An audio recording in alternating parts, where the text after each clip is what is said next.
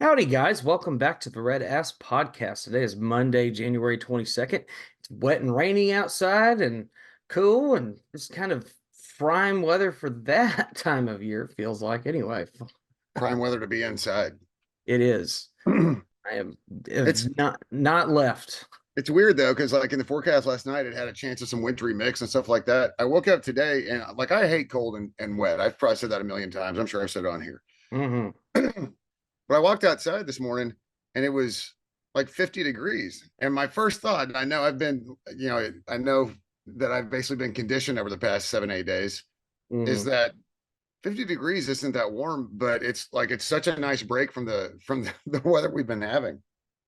Yeah, you're absolutely not wrong. And honestly, yeah, looking at the radar currently, I know there's like another heavy band getting ready to roll in here, and yeah, it's supposed to be pretty consistent throughout today and lighten up a little bit this evening, but next several days we're going to be just getting a nice little steady rain. And yes, it's cooler, but I mean, 59 degrees versus where we'd been in the 30s. Yeah. Well, and yeah, I think I heard somebody say the other day, they were like, we don't really need the rain. Like, this is Texas. We always need the rain. So I'll take it whenever it comes and however it comes, quite frankly.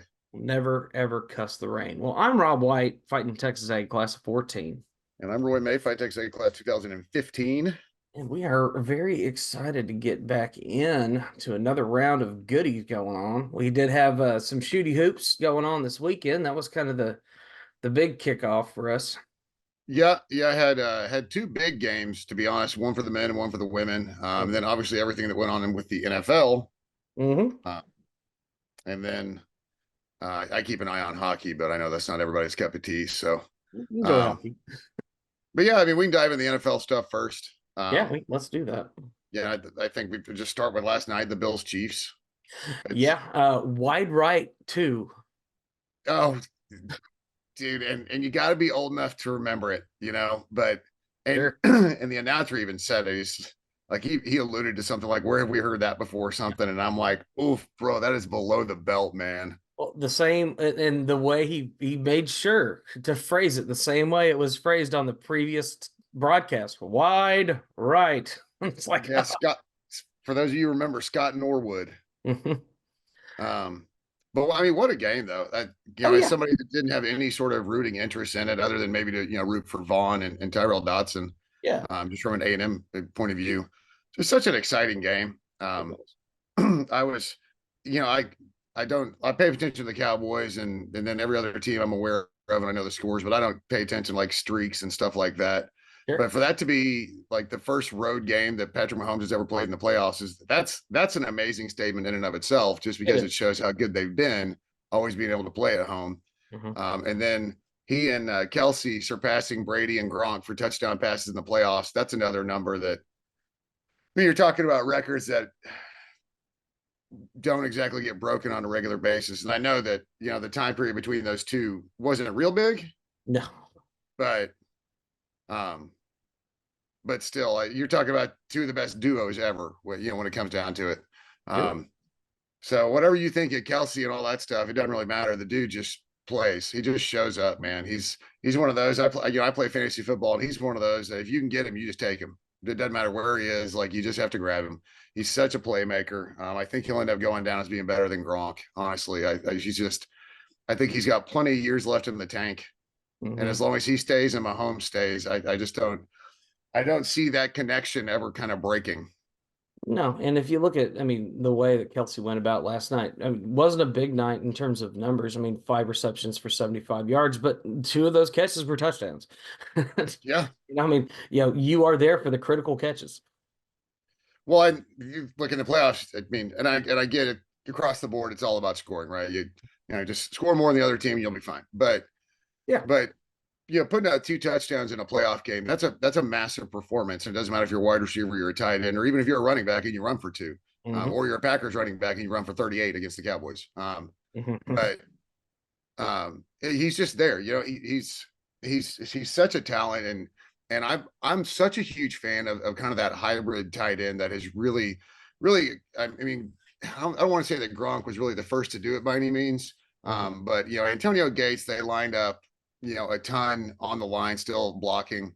He was one of those big pass catchers. I'm trying to think of some of the other ones. Jason Witten, Good. really was able to start splitting down the slot a lot more. And I love what the tight end position has become. And I think, and one of the things I love is that teams are carrying, three tight ends, four tight ends. You've really got your primary running, you've got your primary passing, but they're both able to do both. So it's not like when this tight end is on the field, I know for a fact this is what's happening. And so I'm like, this is really random. I really love how the tight end position has evolved over the years in the sport too, because once it evolves in the NFL, you see it to start trickle down, right? Exactly. Uh, and so, and maybe there's a couple of college programs that were doing it really before we saw the big outbreak, at the NFL level. Mhm. But I love seeing what's happened to the tight end position. But I love offense. Chicks dig the long ball, right? Sure Um, they do. and yeah, so it's I love offense. I mean, I love a good smothering defense. I mean, I grew up watching the Wrecking Crew. I get it, man. I grew up watching some of those Cowboys defenses. I totally understand how fun it is to watch like have your defense go on the field and realize that they're not going to be out there for probably more than 4 plays, maybe five. Yeah. Um, so I love defense, but the ability to just space out defenses from an offensive scheme perspective, and that's where that hybrid tight end position has become. It's really opened up offenses, and it's forced defenses, and especially and now you've got you're combining it with a Travis Kelce and a Patrick Mahomes whose ability within the pocket to shift and change the pocket and to also scramble. Mhm. Just these defenders are really having to make a lot harder decisions. You see it with Buffalo, with Josh Allen and Kincaid. Kincaid can be that kind of hybrid tight end. Mhm. So I thought that was just such a fun game to watch because they were so evenly matched. Buffalo goes out and just kind of starts running it down Kansas City's throat, but then Kansas City found a way to turn around, and it's through scheme, and it's through scheme and play calling. They're turning around and start kind of running it down Buffalo's throat. So I thought of the weekend that was the best game to watch, and I've got no rooting interest. Mhm. Um, so I loved that game. I thought when I turned on the Texans game because I finished up with the open house, so I was just catching it, caught it on Mhm. the radio. I was surprised when I caught it, how they were hanging in there, but I think we all expected Baltimore to pull away. Lamar Jackson's a freak. I mean, Um, yeah, he always has been, and he's such not just a phenomenal passer, but his running game is so important to what he does. I mean, you have 11 carries for 100 yards, 2 touchdowns on the ground running as a yeah, it's quarterback. and far and away, even before the games ended yesterday, and all those quarterbacks were included. He's the best. I think he's the best running quarterback in the NFL. I don't know that there's anybody that's even close. You can maybe say Josh Allen in the sense that Josh Allen doesn't run a ton, but Mhm. he's super efficient. But then again, I mean, look at Lamar. I mean, when he takes off running, so he's the best running quarterback. He needs to be the MVP this year. Mhm. I was surprised that the Packers kept it as close as they did with the Niners. Oh yeah. Um, and I tell you what, the Texans, the Texans are on their way, but the Texans got to figure out how to run the ball when they want to. Yeah, Um, absolutely. And I understand this with the Texans, something I do have to take with a little bit of grain of salt. They're sitting there with, obviously rookie head coach, rookie quarterback. And frankly, what they were able to accomplish in year one, if you're a Texans fan, take this loss to the Ravens and just take it with a little bit of grain of salt because you will be kind of trending in the right direction over the next several seasons. There's a lot to be positive about in Houston right now. yeah, you made the divisional round. Hmm. And again, with rookie head coach, rookie quarterback, and a rookie quarterback that didn't have a running game. Yeah. Quite frankly, Yeah. I can't remember the last time the Texans had a running game. What, Arian Foster? Yeah, maybe. Yeah, that Might might been be the it. last time they had a legitimate running game to complement. And I know that some of those years might have been they didn't have a running game because they had like some of the worst quarterbacks in the league under center. Sure. Um, but right now they have one of the better performing quarterbacks and obviously the best rookie in the league Yeah. under center, and they still can't seem to manage a running game. So that's if the Texans were to focus on literally one thing, I mean, it's got to be that, or at least that's got to be your number one thing to focus on for next year. And whether that's just the running backs or it's running backs plus you need to get some better offensive linemen, Mhm. so be it. But if you can get a running game, with what we've seen out of CJ Stroud, as long as you don't see, that sophomore year kind of regression, Mhm. um, yeah, like you said, if you're a Texans fan, I know you're disappointed, but I mean, one, deep down in your heart, did you really expect to be Baltimore and Lamar Jackson? Especially, Nobody thought you were even making the playoffs preseason. yeah. You weren't So I even mean, in did the you expect? conversations. Yeah, did you expect to go to Baltimore and beat Lamar Jackson? So it's you got to kind of put it in perspective. Not manage expectations by any means, but I think you have to put in perspective on what the Texans were able to accomplish Yeah. um, in a year that, like you said, nobody was expecting them to accomplish anything. No, they did a phenomenal job in terms of the way that they've restructured the program and laid this foundation for what's going to be coming up in the near future. And that's exciting. And you Yeah, look at a lot of teams that have had to do that. And one team, without a doubt, is the Lions with what they've been able to accomplish over the last several seasons. And could not be happier for Dan Campbell and crew. I mean, you win both of your home playoff games. Now you got to go on the road to, the 49ers. But yeah, in my heart, that's my team. That's who I want to win the whole thing at this point. well, what's funny about the Lions is, we say a lot in college how the program takes on the personality of the head coach. Yeah. Um, and you see that in the pros to an extent, just depending on kind of the strength of the head coach. Yeah. Um, but the good franchises, do that. Hmm. Um, Bill Belichick with the Patriots for years, it's just kind of no nonsense, come to Yep. work and come to work kind of thing. And the Patriots took that on and they became kind of obviously they had Tom Brady, but I mean, it's just kind of yeoman's work. Get in, do what you're told, kind of thing. And Dan Campbell, he's really set up that kind of two-way respect. And I don't know anything about Bill Belichick personally or how he ran it internally. Hmm. And I'm sure there was, to some extent, he was the same way. But it's an overpouring of respect going the other direction as well, coming from Dan Campbell. Yeah. And we've seen it through the Hard Knocks and just his press conferences. And I think Aggies have seen a lot more. You don't have to be a Lions fan to have seen a lot of Dan Campbell just because you're probably at least keeping track of him a little bit. And the Lions, it's funny because there's talent. Mont Ross is great. Josh Reynolds, I think, is a fantastic supplementary wide receiver. Yeah. Um, you what's his name under center? Goff. Goff. Yeah. Goff he's a serviceable quarterback. Hmm. They've got good tight end. It's pretty good running backs. It's just they're like this ragtag band of misfits who just all came together and Hmm. really took Dan Campbell's kind of approach to heart. And it was, hey, let's trust each other. Let's love each other. You got to trust the process. And if you trust me, I promise we'll be where we want to be. We're not setting, any sort of this or that. It's just, this is the whole thing. You've got to stick with me and you've got to trust me. And it's hard to call BS on Dan considering they're going to the NFC Championship. Hmm. I mean, you talk about, and you're also talking about the Lions who, have been 30 some odd years since they won a playoff game, something like that, or Yeah. hosted one or something like that. So, The previous game was back in 91. So, yeah. So what he's done in the Motor City is nothing short of a miracle. oh, yeah. Um, and I think that could be a great game. I think the Lions have a legitimate shot at going to the Super Bowl. Yeah. I mean, you do have obviously a very good 49ers team. I mean, Brock Purdy has just looked outstanding, phenomenal quarterback, and really just a great all around team. Oh, out there in San Francisco, there's a reason they're number one, and they've done very well at home. But you got to like Christian what McCaffrey is just ridiculous. he is. I mean, He that's is. kind of all there is to that. It's just that's not. He's another one of those guys where if you do fantasy football, like Go get him.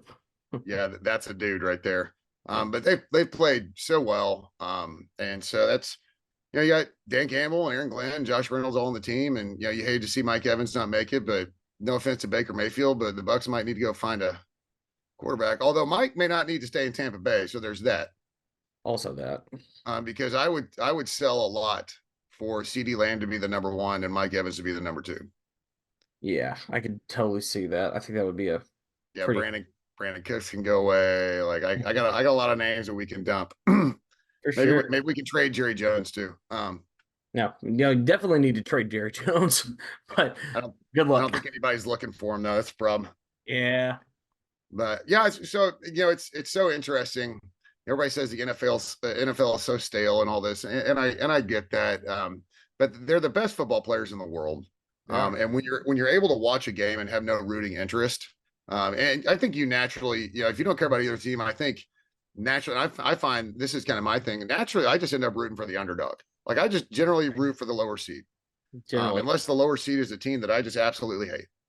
Fair. So I find myself kind of rooting for the underdog, but still not caring who wins. Hmm. And so I just like entertaining football. Going back to the Bills Chiefs games, I think everybody had a little bit of that um, little flashback hardship as Aggies when Yeah. the ball got fumbled through the end zone. Yeah, that was very shades of Clemson 18. A lot of people were making references to that, which, Yeah, worst rule in football in a lot of people's opinion. I will say though they at least got the call right. If that's the rule, they did get the call right. Hmm. Because at first look, I thought he was down, so that was a pivotal play. Because if KC goes in and scores there, I mean the game's basically over at that point. Yeah. So that was definitely an important play in the game. But I mean, But there's, there's some good football, and I'm looking forward to seeing some good football again. And oh, me um, too. no, and it's nice not to also just sit there and be completely locked in.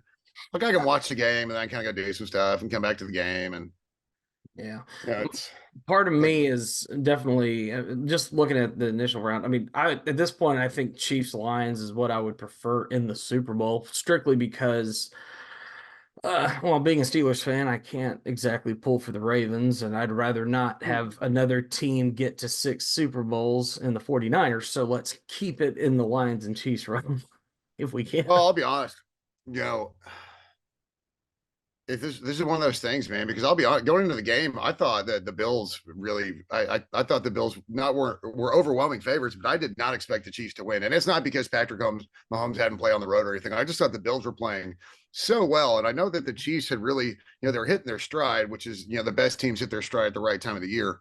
Exactly. Um, but I really thought the Bills were going to win the game. I mean, I just kind of, especially the flow of the first half and really the first quarter. So, but Lamar Jackson is amazing. But I mean, again, can you count out Patrick Mahomes at this point? I mean, can you? It's just Hard he's to do it. unbelievable, and he's got some great weapons around him. Even though they lost Tyreek Hill, Mm, who's obviously incredibly electric. mm. And we saw all year long in Miami. But I, dude, I would coin flip that game. Honestly, that's that should be must watch TV if you're a football fan. Mhm. Um, and I'm a Cowboys fan, so I don't want the Niners to win. Um, Yeah. plus, yeah, I think it's just such a great story with Dan Campbell. I would love to see them, even if they don't win, just get to the Super Bowl. I think that what a storyline for Dan. Well, and the storyline for the Lions as a franchise because they have just been in the struggle bus for so long. I Yeah, get it. it's like they've mirrored their city. Like as the city crumbled, the franchise crumbled, or vice versa. And Mhm. maybe this is just helpful thinking, but maybe the revitalization of the Detroit Lions football franchise will help revitalize parts of Detroit because that city sure could use it. Yeah, well, and you saw it with, I mean, just down the road in Ann Arbor with Michigan this year, finally getting over the hump in however many years.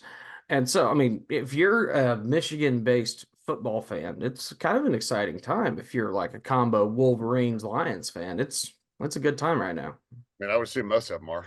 Yeah. But So, if you believe that the NFL is scripted, then the Ravens are going to win and the Harbaughs will have won both. yeah, I think you're right based on what they were talking about. So, I mean, well, if you believe that it's scripted, if you do believe the script, which I very well might, but I don't know, it'll be nah, entertaining to see how it shakes out, regardless. I think it's going to be great. Yeah. I think again, I think they're both going to be great games to watch, and it sucks for the Cowboys not to be there, but since they're not there, it's enjoyable to be able to just enjoy kind of a football game and not get all wound up, wound around the axle about it. Hmm. But I want to move on to Aggie basketball. Aggie basketball, girls or boys? Who we starting with? We'll start with the women. Are the Um, women? Number one team in the nation, undefeated. Doesn't look like they're slowing down anytime soon. South Carolina came to town. I was blown away at the attendance. Oh yeah. Outstanding support by the 12th man. Um, but it's just the number one team. I mean, watching the flow of the game, obviously, they open with a 15-0 run, Hmm. and you're sitting there thinking, is this just Aggie basketball across the board? We just start slow. But you have to keep in mind that this is South Carolina. Hmm. Um, I mean, the overall majority of their players will most likely end up in the WNBA or professional overseas. Their depth is startling. You Oh know, yeah. they don't drop off. Their bench could probably compete for the SEC. Um, but the numbers I thought were staggering. And again, yeah, we were missing uh yeah, missing a key player, but one player isn't going to make this big of a difference. It's just staggering. They got South Carolina shot 67% from the field and almost 54% from behind the arc. That's bonkers. Hmm. And then you look at the stat that a lot of Aggie men's basketball fans will look at is the rebounds. We got out Sure. rebounded 42-29. I mean, that's brutal. Just not be able to crash the boards. And but they, South Carolina has length. Their center their post was 6'7", I think is what they said. Hmm. Um, and if there comes a point where if you don't have the height, you just don't have the height, unless you can just jump out of the gym to negate it. But they turned him over more than I think South Carolina normally does. Um, this is just one of those where it's a game you just need to learn from. Yeah. I think more than anything, you learn from it and just move forward. And unfortunately, yeah, I know there's no moral victories, but I think there's a distinct understanding that nobody's going to be South Carolina this year. I would be shocked if they dropped a game. They're playing at a level right now that they're just off to such an incredibly hot start. And I mean, when you open up the game in the first 10 minutes and you're up 25-8, I mean, that does just set a precedent for the rest of the game. And it does kind of take the wind out of your sails, and they tend to do that well. That's one thing that South Carolina's really better about lately this season. Well, and what Don Staley's built at South Carolina is similar to what Gino Auriemma had going, at UConn for the longest time. Hmm. The top players in the nation want to go play, Yep. and she basically takes who she wants, and the rest go elsewhere. So she just builds a monster year over year, and she's young. So South Carolina's not going anywhere anytime soon. It'll take another team to be able to build the talent and the depth to upset them somewhere along the line. I mean, LSU won last year, but I Hmm. think South Carolina is better. I think they are too. We're going to find out on Sunday. They actually play in the Red Stick on Sunday. Um, There you go. but you go back and you talk about size and just difference in rosters. I mean, they had South Carolina had 56 points in the paint. I mean, that's ludicrous. That's bonkers. Yeah. So it's tough game, tough game to watch. But I'm proud of how the girls stayed in it. After getting off to such a bad start and able to, quite frankly, be somewhat respectable. I mean, a 35-point loss to South Carolina isn't the worst thing in the world. I guess you kept them under 100. You turned them over 14 times. So there's a few positives to take away, but a lot of that may just be take the tape, flush it, and move on. Yeah. Which Exactly. I wouldn't be opposed to, to that approach. No, not at all. Definitely be well, and so you take it on the chin, you move on, and coming up after this, I mean, you've got a game at Missouri, a game at Florida, Mississippi State, winnable games. Well, what's funny is they were talking about it kind of near the end of the broadcast. Obviously South Carolina's the cream of the crop, and they were Hmm. saying, who's the team that can step up and be that number three team in the league, and they mentioned A&M, and a lot of the reasoning was behind really Joni Taylor and what she's been able to do, and understanding their non-conference schedule wasn't the strongest, but again we talked about this. Learning how to win sometimes can be just as important as taking it on the nose from a really good team. You're right. Um, so I think that people are recognizing obviously her cred in the coaching world. She coaches the U19s nationally. So Mhm. she knows a lot of these girls and has longstanding relationships with it. And that's something to be excited about because she can cultivate those relationships into recruiting battles, Yep. and recruiting battle wins. And the only way you're going to be able to beat powerhouses like a South Carolina is you just got to stack talent. You just Mhm. have to stack talent and as best you can. And then once you stack the talent, assuming that South Carolina still has the superior talent, then it does come down to coaching. And that's one thing that I'm very confident with Joni Taylor.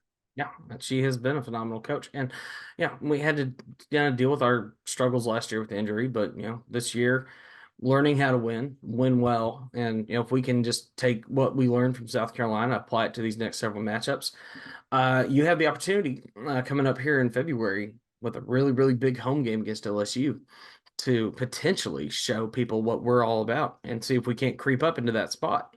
Yeah, if you can get on a little run going here, and again, whether you decide to do a deep dive or you just flush the South Carolina tape, again, if it comes back to coaching, there's a reason that she's still coaching the national, underage team. She's obviously quality because there's plenty of coaches for them to choose from. So she's done a good enough job. Oh yeah. So there's excitement there, knowing about her ability and knowing that from a national perspective, she's trusted to lead these girls. Mhm. So there's got to be some excitement. You just kind of got to deal with yesterday. It's, man, South Carolina is just absolute animal. There's no way to split it. But yeah, so hopefully, as they move forward, they can get back in the win column and try and provide a little momentum, leading into that game with LSU. Oh yeah. So But heading over to the men's side, speaking of speaking LSU, of, yeah, yeah, what a win. yeah, great win on the road. I have no idea how to peg this basketball team. No, it's very Jekyll and Hyde, isn't it? It's like you go on, at home, you take down a really top level Kentucky team in overtime. Should have beaten them in regulation, but you take them down in overtime. They beat them You twice. struggle with Arkansas on the road, like we just seem to do. I don't understand that, but then we turn around, go to Red Stick, and win that game, in a dogfight, but we win it. Yeah, well, in a dogfight where we didn't have Wade Taylor pretty much most of the first half. Yeah. So, a dogfight where you needed kind of some dogs to step up. Mm-hmm. And quite frankly, before Saturday, I don't think any of us knew who those dogs could be. Mm-hmm. I mean, we all know Boots, but it can't just be one person. The only time it can just be one person is Wade Taylor. And even then, he's got to have Boots. But the combination of them on the court frees them both up. So Mm-hmm. that, I think that's the biggest thing. Whereas if it's just Boots, he's you're not gonna be able to get it done. If it's just Wade Taylor, probably not gonna be able to get it done. So there's some complementary play there, but you still need some, you need some role players. And we saw that at LSU. Garcia out of nowhere popping a couple of threes. I Yep. think Hefner had one. I think we saw Carter step up. I thought he played great. Mm-hmm. I thought he played really well. Obaseki played better on Saturday. He did. Little bit more control to his game. Levesque is just, he's still getting there. It's just, Yeah. I think we're seeing the improvement. He's still getting there. I was thrilled to see, when he went to the line, to knock him down because we were abysmal from the line, 11 from 20. Yeah. You can't go out and shoot 55% for the charity stripe. That's just, No. I don't know how that works, man. That's how you lose games. Yeah, if you're able to overcome it though, and and I think really the swing in momentum was in the first half, and it feels like as an Aggie basketball fan, this is just like a repeating. It just put me on repeat kind of things, like a broken record. It's like they couldn't miss from behind the arc in the first half, Mm-hmm. and I understand that if you're gonna when you're playing the rotation defense, you'd rather have somebody shoot a three than something within 8-10 feet, right? Just because simple percentages state that they're not going to make as many. No. The problem is, it just seems like every time we get in that rotation, that team just catches fire. But where we saw the swing was in the second half. They couldn't hit the broadside of a barn from outside of the arc. Yeah. So live by the three, die by the three is where LSU was. They were, and we found a way to creep up ahead of them and maintain that most of the second half. So it was good to see the boys just grind out a really, really tough win on the road. And now you've set yourself up for a pretty decent little stretch. Now you've got 3 straight home games against Missouri, Ole Miss, and Florida, and a ranked Ole Miss team that frankly is beatable. So go beat them. Well, I mean, you beat ranked Kentucky. Mm-hmm. So it's and I would put Kentucky worlds above Ole Miss. Mm-hmm. I think I saw, and again, like I don't keep up with the other conference games other than the scores. Mm-hmm. And in non-conference, I don't keep up with it at all. But I think from what I've heard is that Ole Miss hasn't really played or really didn't play anybody out of conference. Mm-hmm. So they have a bit of an inflated record and possible ranking. Yeah. But yeah, that Ole Miss game. So Mizzou, you like to think you can take care of business, right? You like the That Ole Miss game, I think, is going to be just fantastic. Mm-hmm. It's a great opportunity, and again, you love that you're getting it at home. You love that you kind of get a little break from what seemed like you got batter, like went on the road to Auburn. You came home, you beat Kentucky, but it took you overtime to do it. And, 9 officials apparently. Then Mhm. you go on the road to Arkansas and you get kind of smushed, and it's like it's kind of this roller coaster. So Yeah, just being able to be home, for a few games, and then your next road game is Missouri. So again, if you beat them on the front end, you feel a lot better going on the back end. Although playing in Missouri is so weird. it is. Um, but then you get Tennessee at home. So again, you know, it's more of a manageable kind of slate moving forward. Unfortunately, you got Tennessee twice this year, but you'd love to be able to split it, right? If you can Yep. split it. So you split LSU. You've already, at the least, you split Kentucky. Yep. Wait, I don't think we're playing Kentucky again.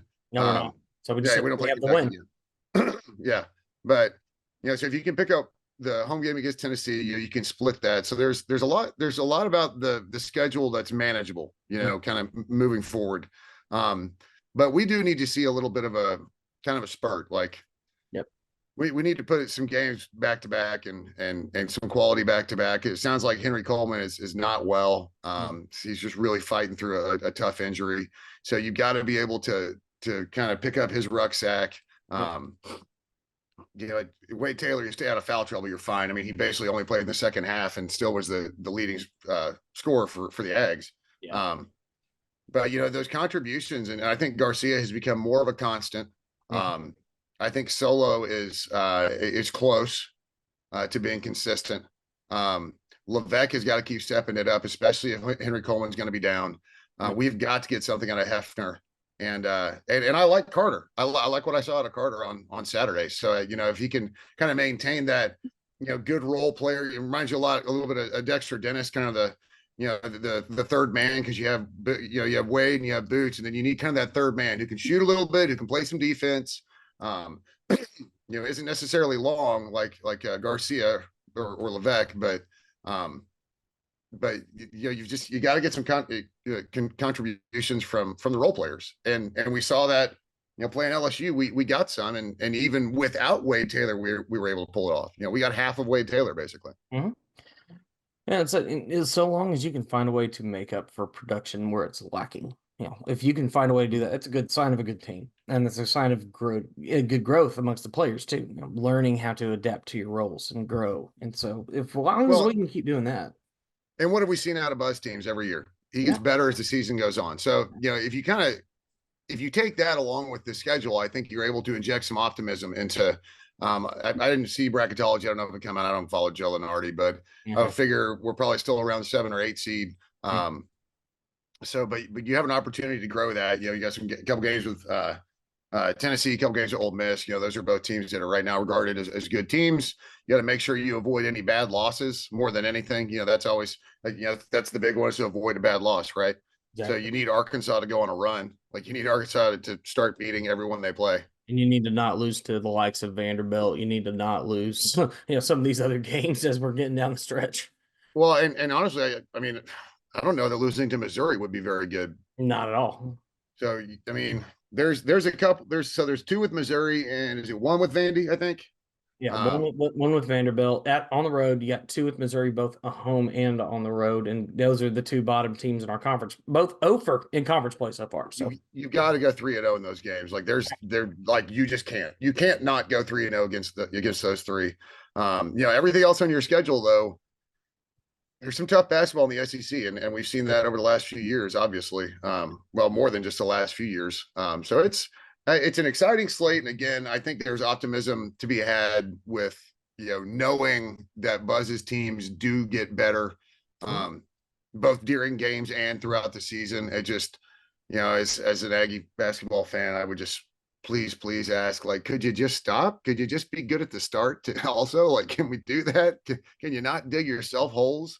Um, yeah, but because you dig a hole against the likes of a Tennessee, and I mean, you just it's done. yeah. There's not much you can do to get past a team that once they're on their roll, once they're moving, They'll bury you. they'll bury you. Yeah, they won't let up off the on. They won't let off the gas. Um, Yeah, that LSU game on Saturday, boy, the first few minutes, it sure felt like it was just running away from us again, didn't it? Yep, but we found a way to crawl back into it, and that's what we like to see out of our teams. It's like, yeah, you That get punched in the mouth, find a way to recover. that part you cannot doubt about this team is their ability to crawl back, grit, hard, like hard nosed, get back into a game. I just wish they would understand that if you don't have to do that, you expend less energy. Yeah, it's like, hey, maybe if we get off to a hotter start, maybe that's not an issue we have to worry about later. Yeah. Couple thoughts. Okay, so hear me out, guys. I've got a suggestion. Maybe if we like just win the game ahead of time, we don't let's have to worry score about it. before let's score before the 16-minute mark. Let's just focus there. Yeah, great. Yeah, opening 4 minutes. Let's get some points. So, uh, yeah. So basketball, yeah, rocking and rolling. We're excited for them. That was 26 days from baseball. 26. 26, and we got some fun, cool, exciting uniform news for uniform nerds like myself. We got two new uniforms into the mix this year. One that I'm in particular really happy about, new maroon top, which this maroon top's replacing what we had previous. And the previous top, for those of you who pay attention to baseball, that was kind of our uniform late 2000s into the early 2010s. And we wore that style with the piping and the arched Texas A&M for many, many years. And it's a little nostalgic because that was my era of baseball, but that particular uniform just did not fit with the rest of our set because we were big on scripts and we were big on that kind of thing. So it just didn't make a lot of sense. Turn around, get a plain maroon uniform, Aggies across the chest, real plain, real simple, and it works I can't tell phenomenal. from the pictures. Is it a pullover or a button up? It's It's a got to be a button. it's a button up. It's I was it's gonna say, it's gotta a be. it's a similar style to what Nike's been doing with their button ups, where like the buttons are not showing, like Okay, they're on the inside underneath, but it got is, like the button flap. Yeah, yeah. So that's what these new the new template, that's what they have on those uniforms. So matching more with the line with Nike. So both the new uniforms have that template. Maroon one, and what's really cool about that, obviously coming with the big block T hat, just a big block T on the shoulder. And what's cool about that is a throwback to the late 70s and early 80s for Aggie baseball. That was what yep, our uniforms looked like back then. So yep. it's kind of a neat little throwback. And whether it was intended that way or not, that's what it is. And that's pretty cool for me. I appreciate a good throwback every day of the week. And then, doing the Well, 100th not birthday, every day of the week. not every day of the week, but and then you look at the uniforms, the other set being we're bringing back red, white, and blue.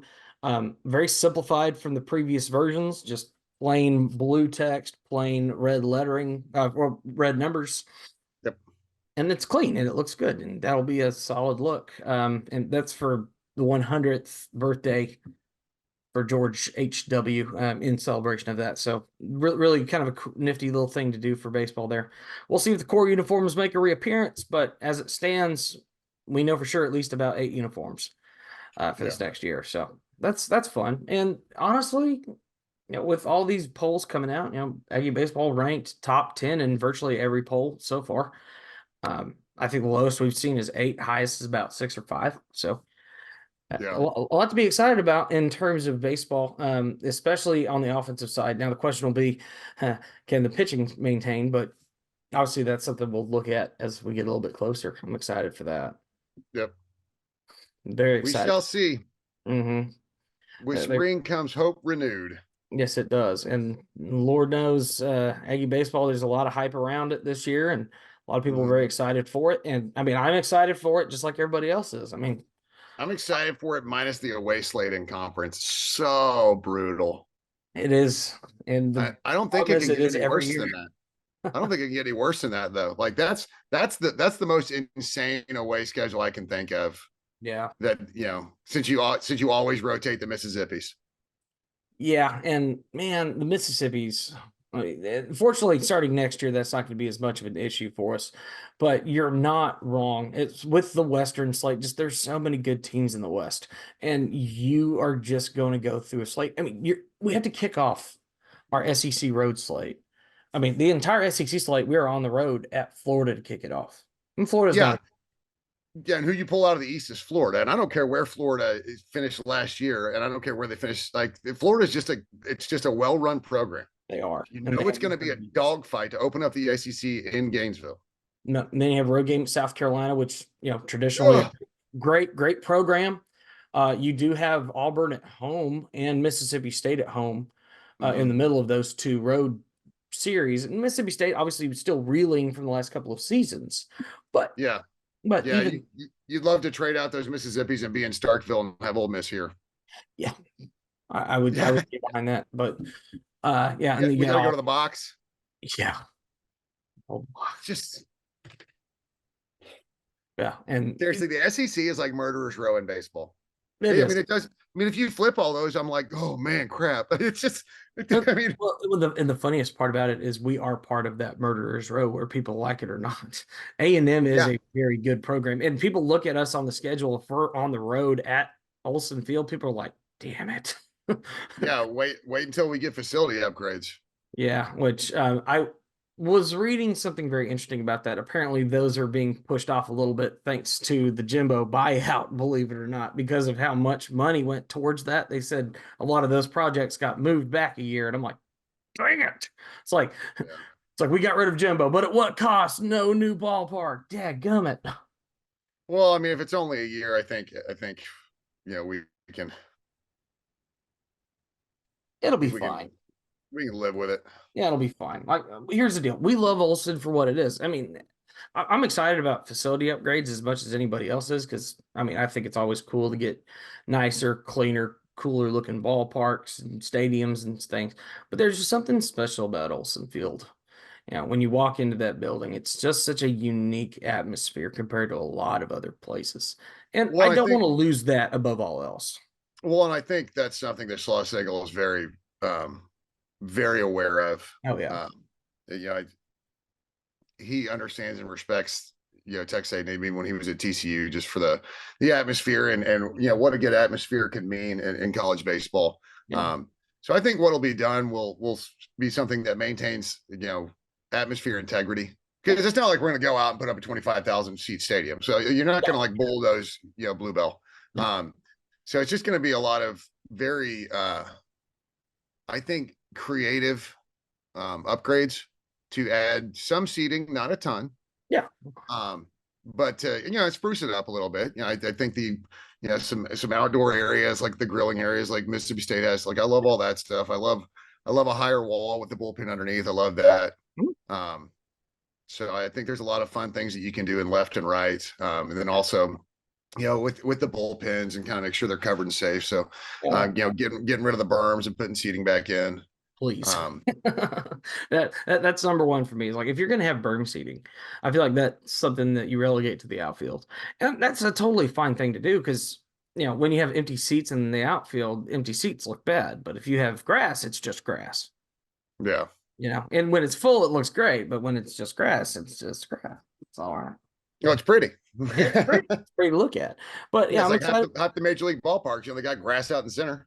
Yeah, exactly. I mean, I just I love that ballpark, and I'm excited for what's going on with this team, and looking forward to getting back out there because, frankly, I did not get a lot of chances to go this past spring. We were so stinking busy, and fortunately, our spring's fairly light this year, and by comparison, thanks to a number of other things we have going on. So, might make it out to Olson a few times here and there. I'm excited about that prospect.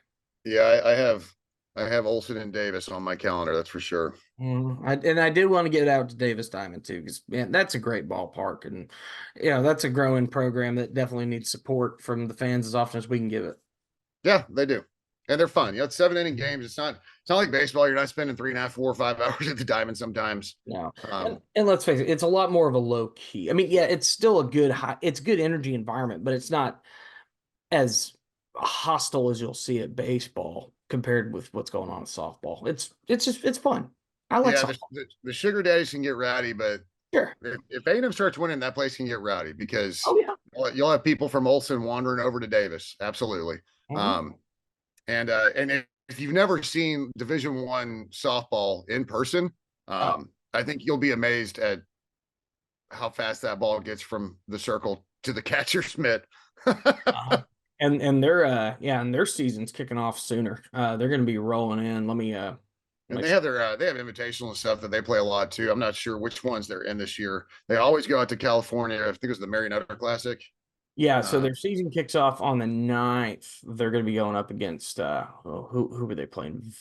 Valparaiso, I guess. Was their first Valparaiso yeah, Valparaiso.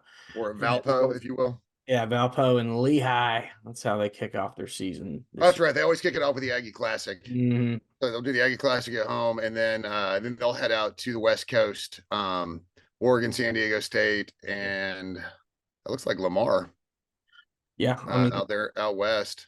mhm. Then come home and kind of some standard. They'll have another one. So they have the Aggie Classic, and they have the Texas A&M Invitational. The Texas A&M Invitational is generally a little bit more regional, but this year it's not. They've got North Dakota State coming in, Yeah, Kansas is coming in. Then your UTSA, your Sam Houston, or excuse me, Sam Houston is after the Aggie Invitational. yeah, same But time. then you're going out to Fullerton, Yeah, and that'll be a big one because they got Michigan, Long Beach State, um, Weber. Weber State, and then Cal State, Fullerton, and DePaul. That's a big tournament. It is. Um, so we're gonna have a real good idea of where they're at, by the time they get to conference. Yep. And conference for them starts up on March 8th. Hmm. So they welcome South Carolina to town. Yep. So I think that, and again, there's excitement. It's a little longer term with women's basketball because of just kind of where she's at in her rebuild. And I think softball is kind of similar in the sense that we're still building, still building out the roster, still Yeah. proving that we can win, still instilling culture maybe to an extent. Men's basketball, all of that should have been instilled. So your confidence really comes in the sense that we know that, buzz teams do tend to get better as the year goes on and our schedule lightens up, from what we've been playing, Yes. just a touch. And then in Aggie baseball, obviously, our expectations are through the roof. Our expectations are the O word. So Yeah. Uh, that I mean, when you were yeah, near preseason ranked top 8 team, that's by definition they're saying we expect you to be a national seed. We expect you to be at the yeah, O team.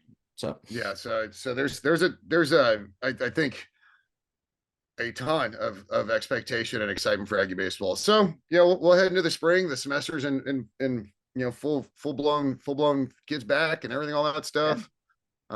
excited about I think the transfer portal is closed. I don't know. They have to enroll in time to go to school. So it. Yeah. Uh, I'll say this much: we had ourselves a pretty exciting first little run. Mrs. Lonely doing very well with streams after the first couple of days, which is making us very happy. So if you haven't seen that song yet, it's available everywhere. Spotify, Apple Music, iTunes, wherever you consume. By all means, go find it and go give it a listen if you wouldn't mind. Make me a very happy camper. So yeah, Mrs. Lonely, very excited with that one coming out. Show this weekend. We will be in San Antonio.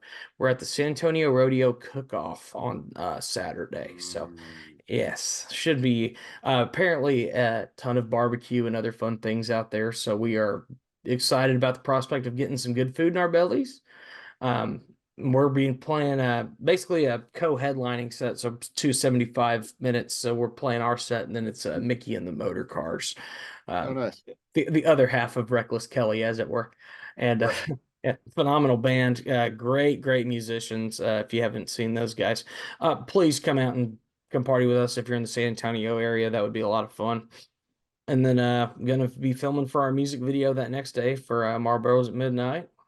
We're excited for that one in particular. And as soon as we have a release date for that, I'll be sure to share it on here. But yeah, had a good week and just nice relaxing weekend. Went out That's and great for you.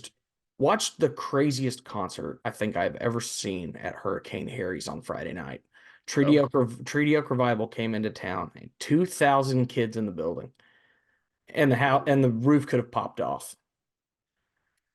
well, It was that packed and that high energy. I had kids on the back door offering me hundreds of dollars to sneak them in.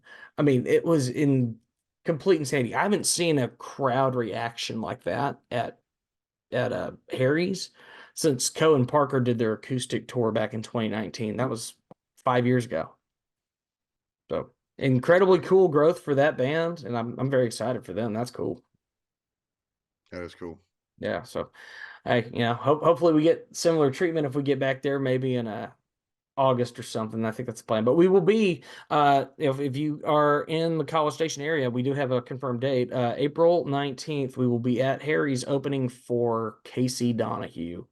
So be sure to come out if you're local and come see us there, because it's after Parents Weekend, so be a little bit quieter, not too crazy. Yeah, we avoided Parents Weekend for that, so please come party with us that night, Friday, Friday evening.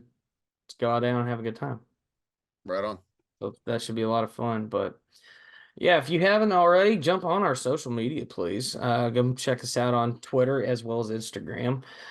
Be sure to follow Roy's personals, mine as well. Be sure to go check out Triple R there on YouTube and go watch those.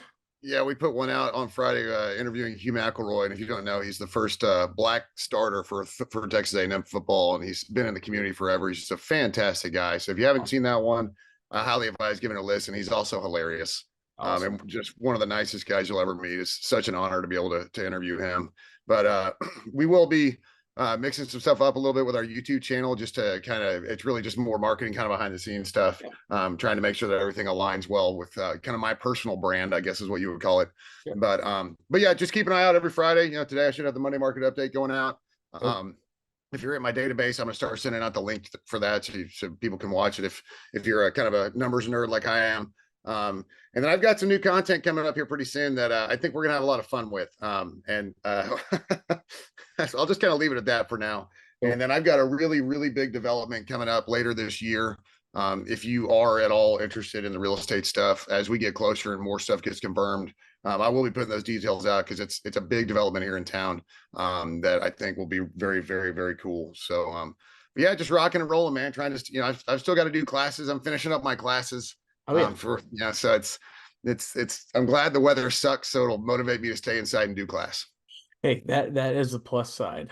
That'll certainly work. And as we're getting down the line here, one other thing I'm working on right now, new website, a little personal website for myself. It's going to be called robwhitegraphics.com. Currently finishing up the details on it. Almost done with it. So don't go looking for it yet. You're not going to see anything. But as soon as I have that up, I'll be sure to share the link. But it's going to be just my personal portfolio, essentially, with a bunch of graphic design stuff, posters I've made, logos, album art, yada yada yada, any of that kind of stuff.